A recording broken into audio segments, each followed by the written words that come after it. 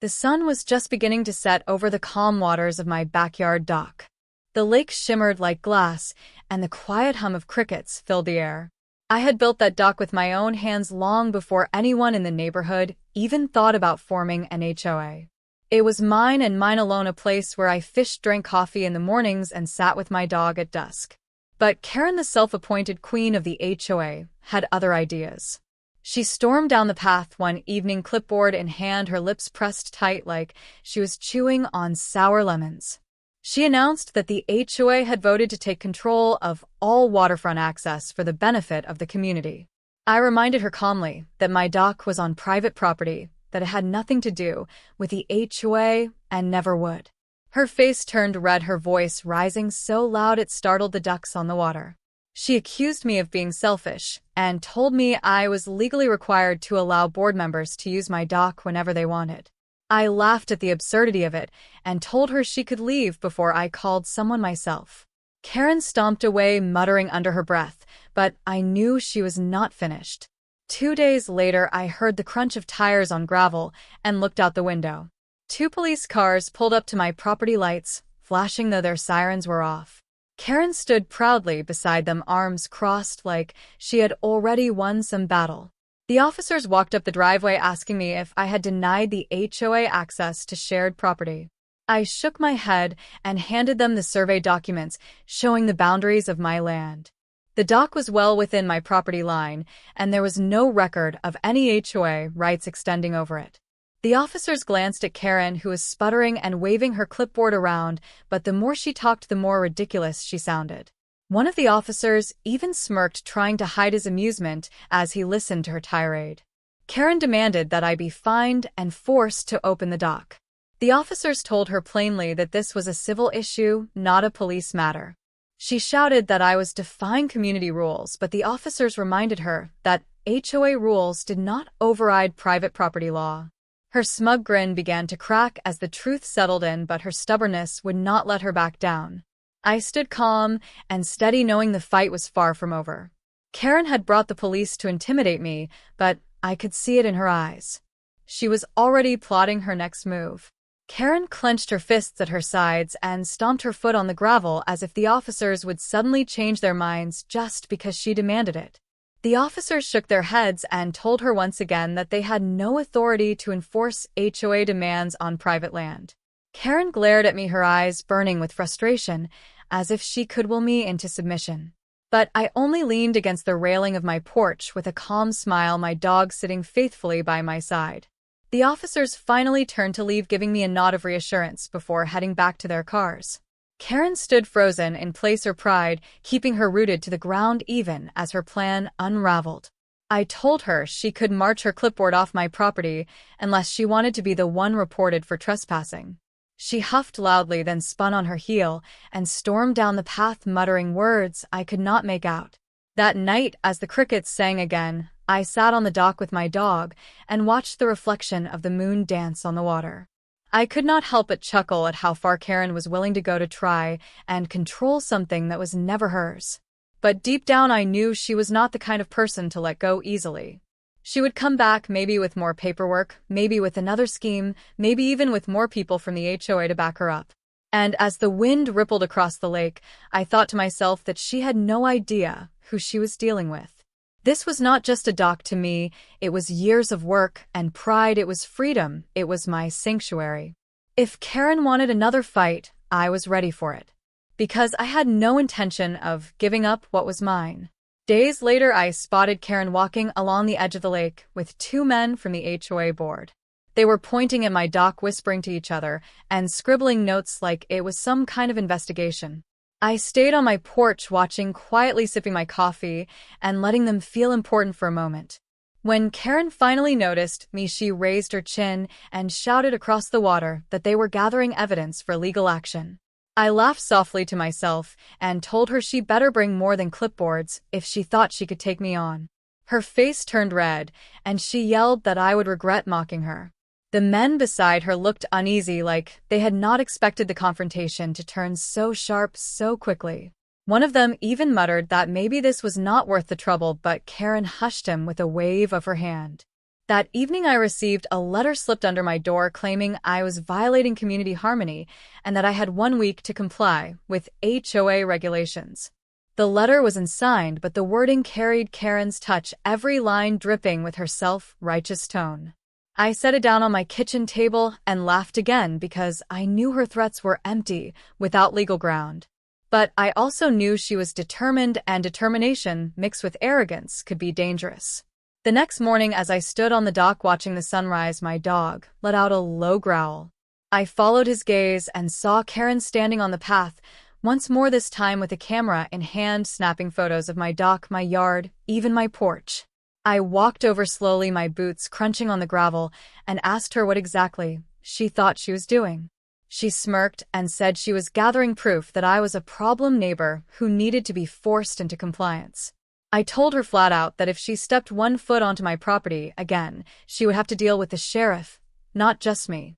Her smirk faltered, but she still held her ground, as if testing to see how serious I was. And I made sure she understood by pointing toward the sheriff's number already on speed dial in my phone. Karen narrowed her eyes like she was trying to measure just how far she could push me. The camera in her hand trembled slightly, though she tried to hide it behind that smug expression. I stood firm on the gravel, my dog at my side, ears perked and ready. Karen muttered that the HOA would not tolerate my defiance and that I was making things harder for myself. I told her in a calm voice that my property was not under the HOA and that the law was on my side, not hers. Her smirk slipped again, and I saw the frustration boiling just beneath her polished mask. She snapped one last picture, then stomped away, muttering under her breath about taking this to the county office. I let her go because I knew that the more desperate she became, the more careless she would be. That afternoon, I called the sheriff myself to explain what had been going on. He listened carefully, then assured me that I was within my rights and that Karen's actions bordered on harassment. He even promised to send a deputy to patrol the area for a few days just to keep things calm. Hearing that gave me a quiet satisfaction because Karen's arrogance was finally beginning to backfire. Later that evening, as the sun set over the lake, I saw Karen again, this time pacing at the end of the path near the road. She kept glancing toward my dock as if it had personally offended her existence. I sat on my porch rocking chair and waved at her with a casual smile which only seemed to fuel her fury more. She shouted something about this not being over, her voice echoing across the water before she stormed off into the night. The next morning, I noticed a white SUV parked near the entrance to the road leading to my property. Karen was sitting inside with her sunglasses on, scribbling in a notebook like some undercover detective. Every few minutes she would raise her phone and snap a photo of the dock or my yard. I stood there with my coffee cup in hand, shaking my head at the absurdity of it all. My dog barked toward the SUV, and that finally made her roll down the window to yell across the distance. She claimed she was documenting violations that would soon have me dragged into court.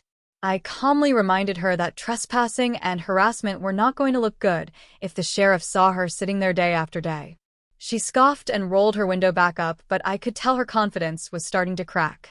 Later that afternoon, the deputy arrived for his patrol and parked right behind her SUV. I watched from my porch as he approached her car, tapping on the window. Karen rolled it down with an exaggerated sigh, as if she was being inconvenienced by the law itself. Their conversation grew heated quickly, and though I could not hear every word, I saw the deputy shake his head and motion for her to leave. Karen finally started her engine and drove off, her tires kicking up gravel as she sped away. The deputy then walked up to my porch and told me she had been warned to stop loitering near my property. I thanked him and offered him some cold tea, which he accepted with a grin before heading back to his patrol. As the sun dipped below the trees, I sat on the dock again with my dog and thought about how Karen was running out of moves, but not out of spite. I knew she would return, and the next time she might try something even bolder. Sure enough, 2 days later, Karen returned, but this time she did not come alone. She had 2 more HOA board members with her, both older men in suits carrying thick folders stuffed with papers. They walked right up to the edge of my property line, standing in a neat row like they were preparing for a courtroom drama. Karen lifted her chin high and declared that they were delivering official notices of noncompliance. I stepped off my porch slowly and crossed the yard with my dog at my side. I told them firmly that whatever papers they carried meant nothing here, because my land was not under HOA jurisdiction. One of the men shifted, uncomfortably glancing at Karen before clearing his throat and admitting that my deed might indeed stand apart. Karen snapped at him to stay quiet, then shoved the folder toward me, demanding that I at least read their rules. I refused to take the papers and reminded her once again that she was trespassing. Her face flushed with anger as she accused me of being a selfish neighbor ruining the community image. I laughed softly and pointed toward the dock, shining golden under the afternoon sun, telling her it was not for her board to control. The two men exchanged wary looks, clearly realizing that Karen had dragged them into a fight they could not win. When the sheriff's cruiser pulled up moments later, the color drained from Karen's face. He stepped out calm but firm, asking what business they had harassing me again. The men immediately backed down, but Karen tried to argue, saying she had every right to enforce the rules. The sheriff cut her off and reminded her that continuing this behavior could result in charges against her personally. Karen sputtered with rage, but the authority in his voice left her no room to argue. She finally turned away, clutching her folder tightly to her chest as if it were armor. The two men followed quickly behind, leaving me and the sheriff standing together in the cool evening air. The sheriff shook his head and muttered that some people never learned when to stop. I thanked the sheriff for stepping in again, and he assured me he would keep a close eye on the situation. He told me not to hesitate to call if Karen or her board tried anything else. After he left, I leaned against the porch railing, watching the ripples spread across the lake. My dog rested at my feet, calm now but still alert, ears twitching at every sound. For a few days things were quiet, almost peaceful, as if Karen had finally given up. But I knew her too well to believe that she would let it go. One evening, just as the sun was sinking low, I saw her again standing near the road, with her phone pressed to her ear. Her voice carried across the water, sharp and shrill, as she argued with someone clearly frustrated that her plans kept failing. I could not hear every word, but I caught enough to know she was speaking to a lawyer. She kept pointing at my dock, gesturing wildly, as if the sight of it alone was evidence of some crime. I sat back in my chair unbothered, because I knew my deed, my rights, and the law were stronger than her stubborn pride.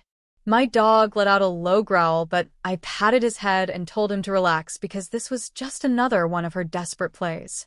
The next morning, I found another envelope tucked under my door. This one was thick with legal documents, filled with accusations about noise, property value, and community harmony. It was clear Karen had convinced someone to draft up an official-looking packet, hoping it would scare me. I read through every line slowly, and by the end I could not help but laugh because the claims were baseless and flimsy. Still, I tucked the packet into a folder of my own, because if she wanted a paper war, I was more than ready to fight back. That afternoon I drove into town and paid a visit to the county clerk's office. I handed over the folder with Karen's so-called legal packet and asked them to confirm if any of it had weight. The clerk scanned through the pages, shaking her head before stamping the top with a bright red mark that read invalid. She told me none of the claims held any legal authority and that my deed clearly showed I was outside the HOA boundary. I thanked her and tucked the papers back into my folder, feeling a quiet sense of victory. When I returned home, I saw Karen waiting near the road again, her arms crossed and her eyes locked on my dock. She rushed forward as soon as I stepped out of my truck, demanding to know what I had done with the documents.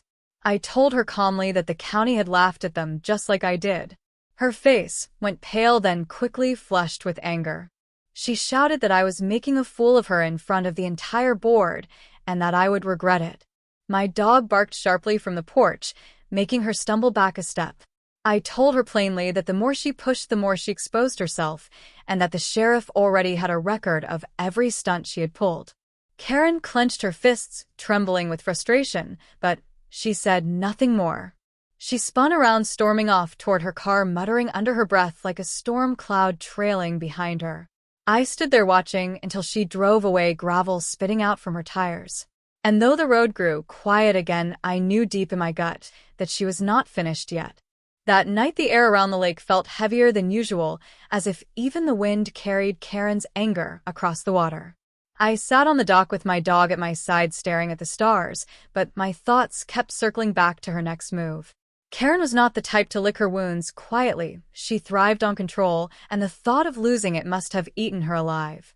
The following morning, I caught sight of her again, but this time, she was not alone. Two pickup trucks rolled up behind her loaded with men in HOA shirts carrying measuring tapes, clipboards, and even a ladder. They piled out acting like they had full authority to inspect my property. Karen pointed toward the dock barking orders with a smug smile stretched across her face. I stepped off the porch and told them to stop right where they were. My voice was steady but firm, and my dog growled low enough to make a few of the men freeze in place. Karen shouted that this was official HOA business and that they had every right to assess my dock for violations. I laughed and pulled out my phone, dialing the sheriff right in front of her. The men exchanged nervous glances, clearly uncomfortable with how quickly the situation escalated. One of them whispered that maybe they should wait, but Karen snapped at him to keep working. Within minutes, the sound of tires on gravel echoed down the road as the sheriff's cruiser pulled up. He stepped out slowly, his eyes taking in the scene before settling on Karen with a look that could cut through steel. Karen immediately launched into a dramatic story about community rules and safety concerns. But the sheriff raised a hand, silencing her mid-sentence, and told her flatly that she was trespassing with intent to harass. The men behind her shifted uncomfortably and started backing toward their trucks, realizing they had been dragged into a losing battle. Karen's smile faltered, but she stood her ground as if her pride would not let her retreat. The sheriff's tone grew sharper as he stepped closer to Karen. He told her plainly that this was the last time he would issue a warning. If she or the HOA set foot on my property again, they would not be walking away with a lecture, but with handcuffs. Karen's face went red, her eyes darting from the sheriff to me to the men who had already climbed back into their trucks. For a moment, it looked like she might argue one more time, but her voice caught in her throat. She clenched her fists, muttered something under her breath, and finally turned on her heels, storming toward her car. The sheriff waited until her engine roared to life, and she sped away before turning to me. He told me to document everything, keep every letter, every photo, every word she sent my way. He promised me she would not be allowed to turn my life into her battleground again. I nodded, grateful for his steady presence and his no-nonsense resolve. As the sun dipped low, painting the lake in gold, I sat on my dock with my dog at my side. The water lapped gently against the wood, as if reminding me that peace was still mine. Karen's shadow no longer loomed over my home, and her grip of control had finally been broken. I knew she would carry her bitterness somewhere else, but here on my land, she would never win. For the first time in weeks, the air around the lake felt quiet and free. And as the stars blinked awake in the sky, I leaned back and smiled, knowing my dock, my home, and my peace were safe.